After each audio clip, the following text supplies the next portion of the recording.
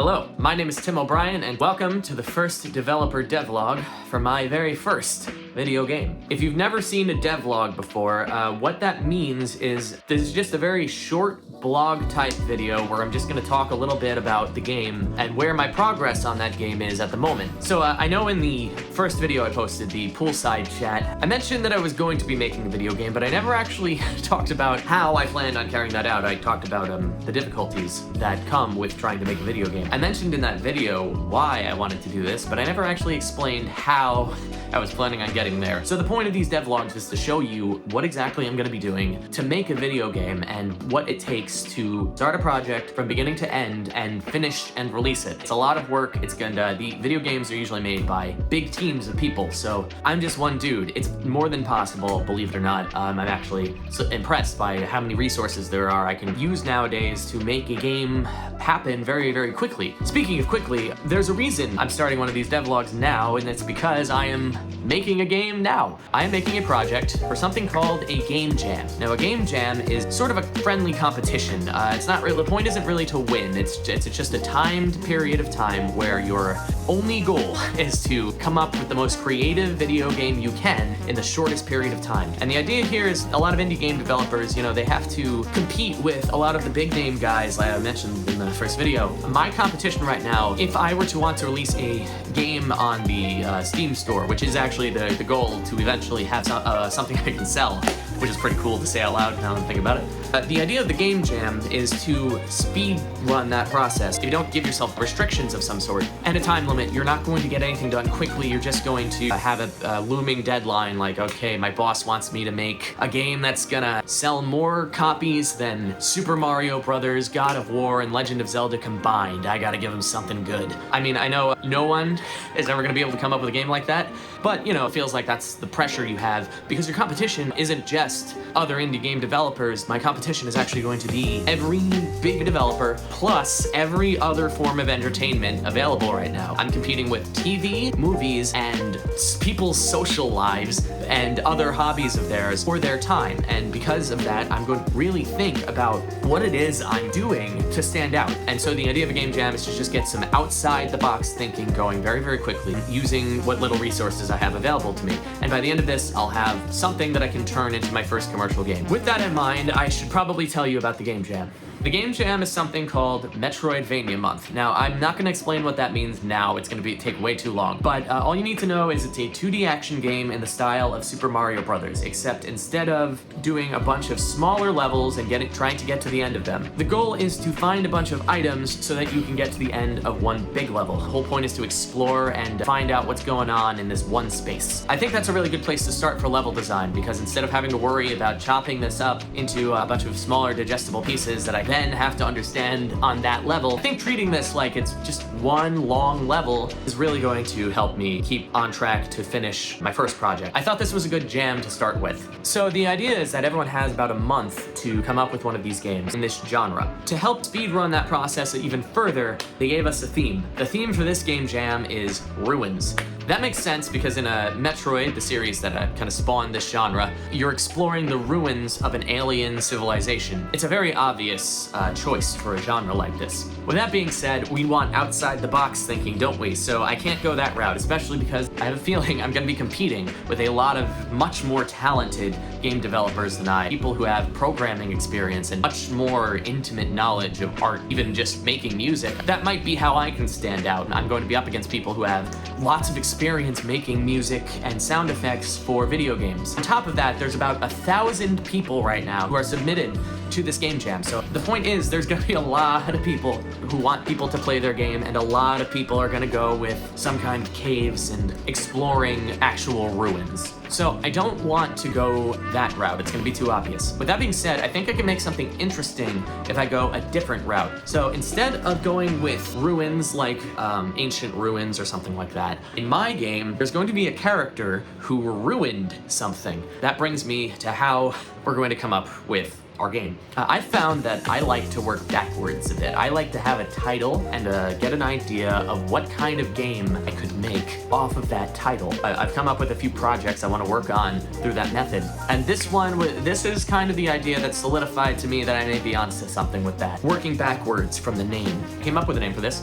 Rick Ruined It. Rick Ruined It. Thought it's had a catchy feel to it. I almost went with Rick Ruined the Roast because I wanted there to be a RRR and that'd be a nice alliteration, but I think for simplicity's sake, we'll just leave it vaguer. I think that'll give you more to work with. So, who is Rick? Well, I've decided that Rick is the captain of an alien spaceship. Rick is in charge of the aliens' invasion of planet Earth. Now, why are they invading planet Earth? Well, because they want to take over the planet, of course. Rick's plan is to infiltrate the government so that he can insert a microchip into their computers. And the computers will then be under alien control. You know, a lot of very high stakes here. That's going to be a very, very interesting premise to work with, but still feels too obvious, right?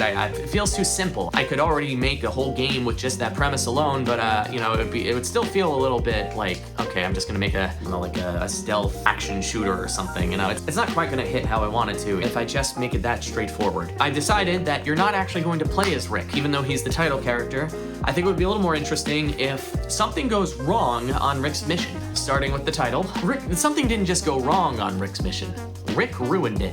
I think my idea here is that aliens are gonna land, Rick is gonna leave the spaceship, and he's gonna meet an FBI agent, and he's gonna go up in the nude to the FBI agent, say, hey, take me to your leader. And the FBI agent's gonna go, yeah, sure, bud. We'll bring you to my leader. As it turns out, taking you to your leader is FBI code for dissect the alien. Long story short, Rick is on the chopping block for dissection, so you're going to need to play as Rick's coworker, Iggy. Now, Iggy is the ship's engineer. I've noticed a lot of game protagonists have that kind of quality. Mario, Isaac Clarke from Dead Space, even Banjo-Kazooie, but you know, we don't need to talk about that one. I think that's a good starting point. You're the co-worker of an alien captain who needs you to rescue him from his own incompetence. That sounds like a fun pitch, you know? If there's a way I can simplify it, make it an easier elevator pitch, I'd love to hear how you guys think I should sell it to people, because I don't know if I forget if I mentioned this, and if I didn't, I will put this on the screen right now. I am currently up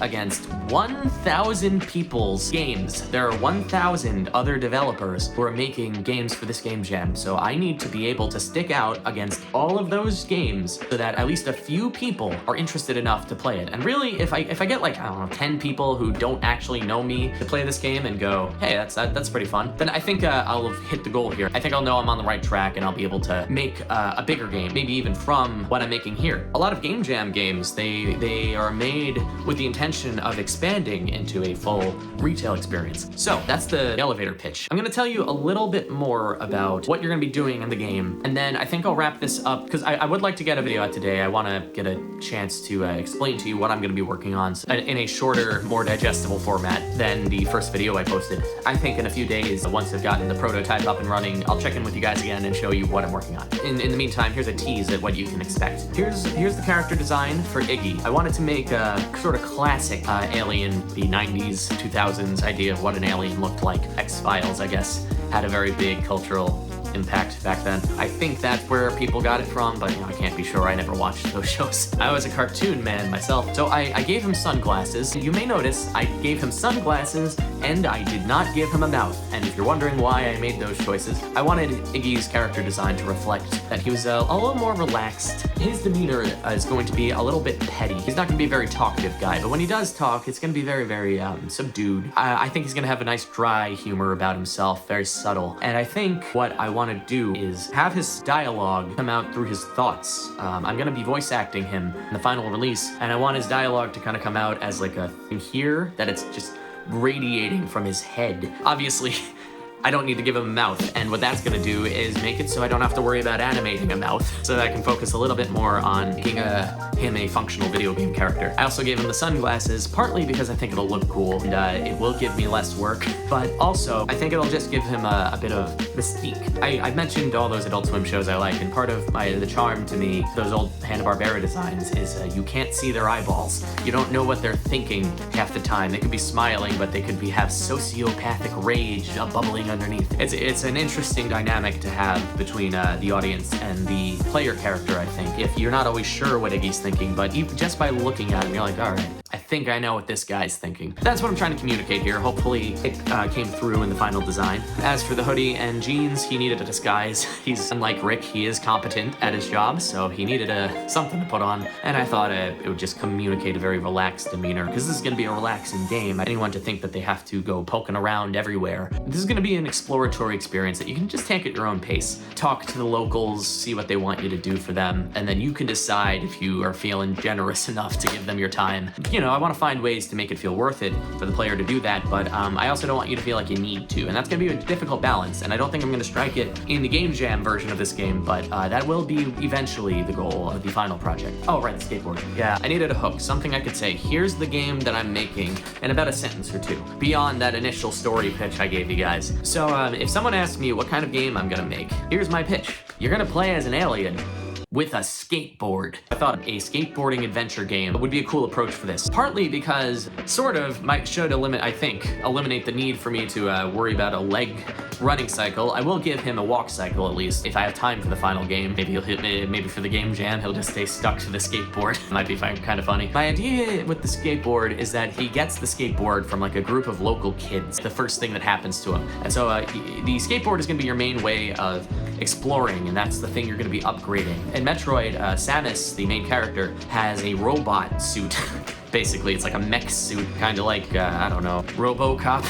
She has like a gun for an arm, and she can curl up into a ball and squeeze through tight spaces. The robot suit kind of gives a very, very easy way to contextualize her abilities. An alien doesn't inherently have that, so I do need to give him something that he can upgrade. And so I think the skateboard would be a fun item that grounds him to the city he's going to be exploring, because that's where they're going to land. I'm going to have the government building be a few stones throw away from the park that you land in. Your eventual goal for this, at least this game jam, you're gonna be trying to find a suit so you can disguise yourself to get into the government building instead of trying to do it naked. Yeah, I think that's gonna be pretty good driving force to get you to help your coworker.